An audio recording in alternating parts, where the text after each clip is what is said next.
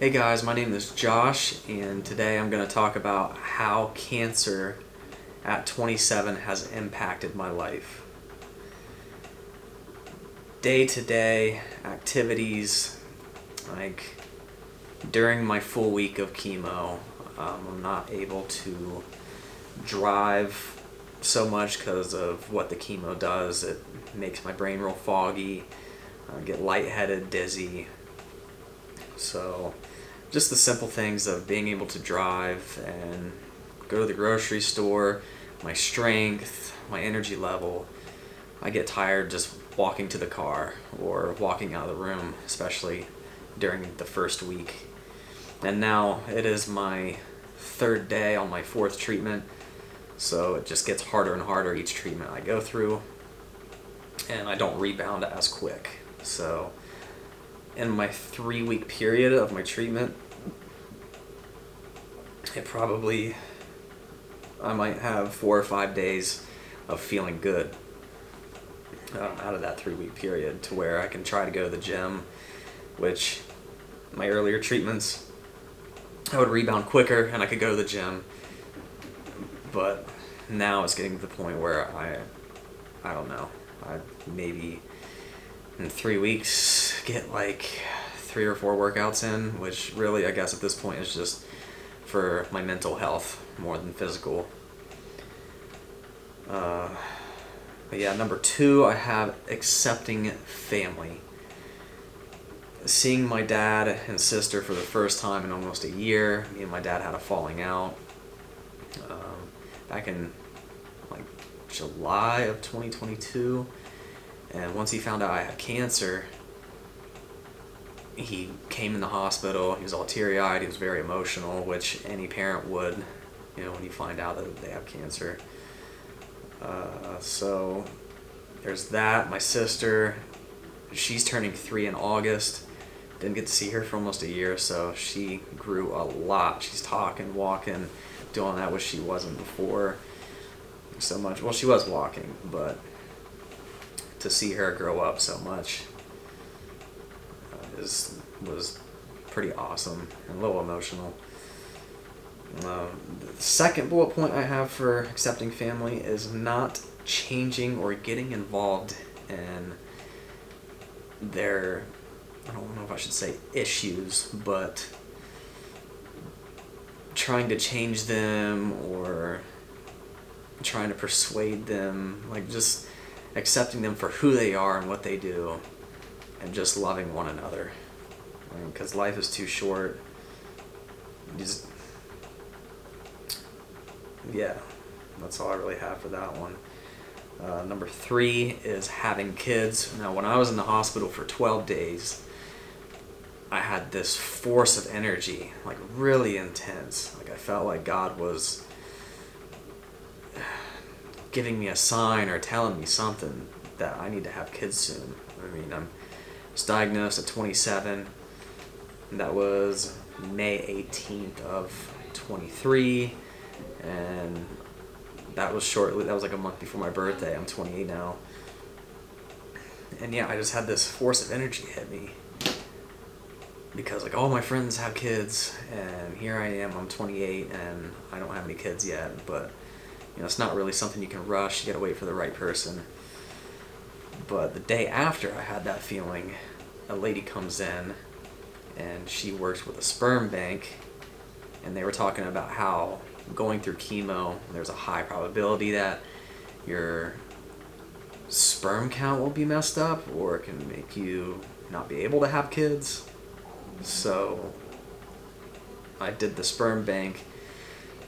That way I would have, I guess, backup if I'm not able to do it myself. I have like nine chances basically through the sperm bank, so that's pretty cool.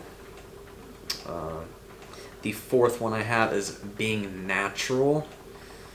So I have seminoma cancer, which is testicular cancer. And I was on synthetic hormones through a clinic or a anti-aging place. I was taking 4 different drugs, all regulated. My blood was regulated. I was getting it through a doctor. It's all prescribed. But taking all these synthetic hormones, I was thinking like, oh, this gave me cancer. And I couldn't prove it, so I went to an endocrinologist, and they told me that I can't connect the two. Because, I mean, there's people my age range that get this type of cancer, and they're not taking these synthetic hormones. So it's kind of just luck of the draw for me.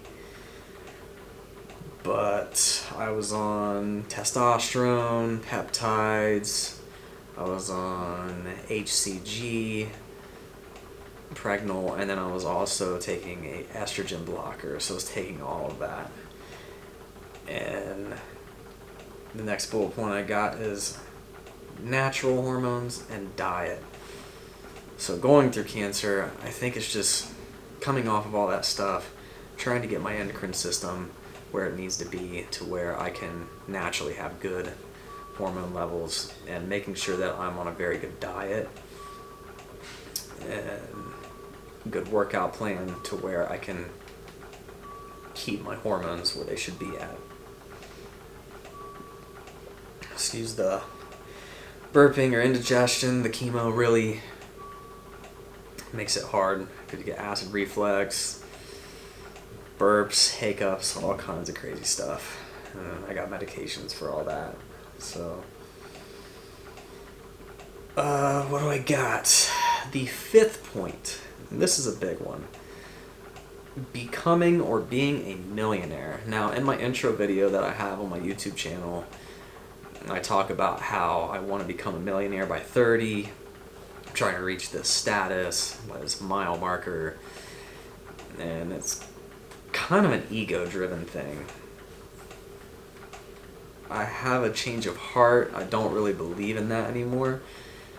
I don't think it's the dollar amount that matters. I think it's having your peace of mind, having full control over all three of your resources: time, money, and effort. If you can control all three of those, basically where you're out of the rat race, let's say you're completely debt-free, you have at least $4,000 or $5,000 a month of passive income, then you don't need to be a millionaire, right? It's all about the quality of life and being at peace. So that's having cancer, and even a little bit before cancer, I started slowly getting into that mindset, because I shot that YouTube video, my intro, back in 2021, so that was 2 years ago.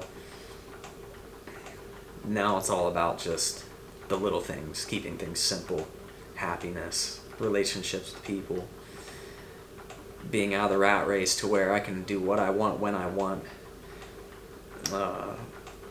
And a really big thing is, even though I haven't been able to work, which does bother me because I like having a little bit of extra income,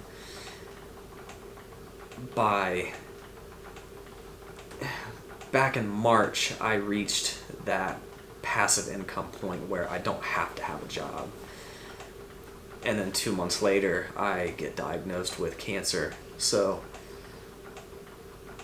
God's timing on that is pretty interesting, and I'll probably do something in a different video where it's more like a testimony, where I talk about how the timing of all of this, connecting the dots and all, it's crazy. But yeah, that's what I have for number 5, is my mindset changed a lot about being a millionaire. It doesn't really matter to me, just being at peace and living a good quality of life. But yeah, for any of you that are watching this and have cancer, I hope that you stay strong. I'm here for you. I'm going through it. It's pretty rough. I'm still a little worried about the results, because this is my 4th and last treatment of chemo, but I get my scan done mid-August. What's today? Today's the 26th, I believe. 26th or 27th. So I got about 3 weeks until I get my scan. So I'm just a little paranoid whether I'm going to have surgery. Like, where they rip me open like open heart, or if it's a little incision, or if the chemo completely got rid of it, or if there's radiation. I have no idea, so it's the unknown that's bothering me. But just got to stay mentally strong, stay positive. And any of you going through cancer, I wish you all the best of luck. Let me know if there's anything you need. If you want to talk, reach out to me. My Instagram is Joshua Ford Official. And yeah, like, comment, subscribe, and I appreciate all of you guys watching. Boom.